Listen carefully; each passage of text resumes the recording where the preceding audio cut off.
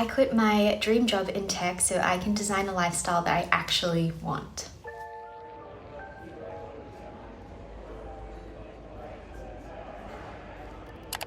Hi everyone, my name is Audrey, and for the last 5 years I have been working as a product manager and product designer in tech. Last month I made a difficult decision to quit a job I spent my early 20s dreaming about.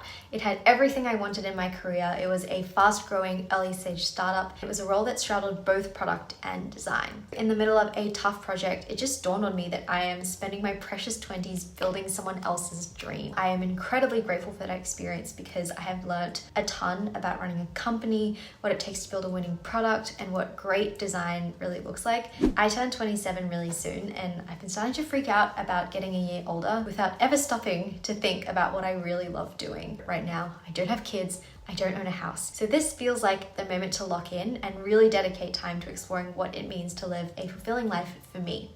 And you guys are going to help me move forward what that looks like.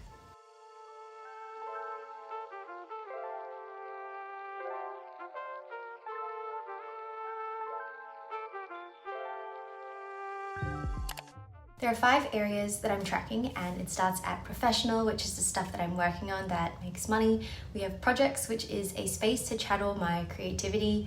Health, all things exercise, sleep, and diet related.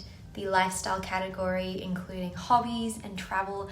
And finally, we have relationships, which is all about being intentional about spending time with friends and family. Let's start in the first bucket, which is professional. The top item in this list is growing my design agency in a way that is sustainable. This is my 3rd year of running Pottery Studio, and in the first year I pumped sales really hard, and I never probably scaled my processes or hired fast enough to manage the load that we had. Now that I'm back to running my design studio, I want to make sure that I build it intentionally in a way that suits my lifestyle. That means hiring before I feel like I need it, building a team with a fun culture, and only saying yes to work that is genuinely interesting for us. Another piece in this bucket is fun tech side projects. While I really love running my agency, there are many parts of it that are very similar to a full-time job. I've traded one boss for multiple bosses, and now I have to deeply understand way more products, features, and flows than I ever did before. So while I do own my daily schedule, at the end of the day, I am still trading my time for money. I would love to launch 2 products this year with friends, and actually working on things I've opted into because I want to do it, but not because I default have to. Moving on to projects, the top thing on this list is YouTube. I have been saying that I would start a channel for the last 5 years, and I am finally doing it, and you guys will hold me accountable. My goal is to post 30 videos this year. One thing I have been dreaming about is hosting like a cafe and craft day. I want to decorate our space and add a cute little cafe menu with different matchas, and it will also double as a housewarming because none of my friends have been to my new place, and it's been at least 6 months of living here. The third thing is pottery. One of my goals this year is to consistently go to Pottery again. I am very on and off, and it just means that my progress stalls, and every time I go to the studio I'm like starting all over again. My goal is to at least go once a week. The final thing is actually investing in making my study space cozy and a spot that I actually want to do work in. Right now I always gravitate towards working in the dining area because I've put in a lot more time and effort into making that space feel like home, and I want to do the same with my study room. The next bucket is health, which is all about being more intentional with diet, sleep, and exercise. A big part of my health goals is to build more muscle.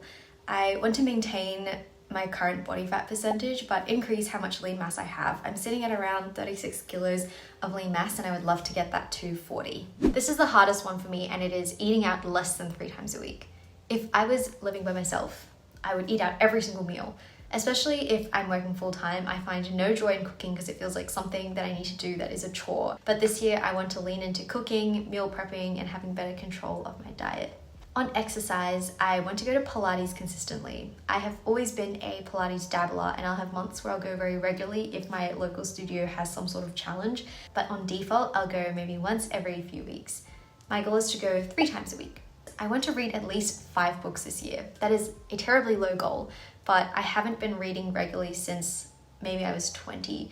So I'm happy to make the goal reading 5 books of any type. Another one is journaling daily. This year I've completely let go of journaling daily, but I feel like it is a perfect format to just vent and also be able to reflect on the previous day and actually gather my thoughts. The final thing in hobbies is to travel somewhere new. I keep going to Bali, Japan, and Korea, but this year I want to go somewhere new and somewhere that I haven't been before, and the top of my list is Mexico. On relationships, this year I really want to throw a birthday party. I think it is the perfect opportunity for the people I love to all get to meet each other in one space. And the final thing here is intentionally spending at least one time a week with someone in my family.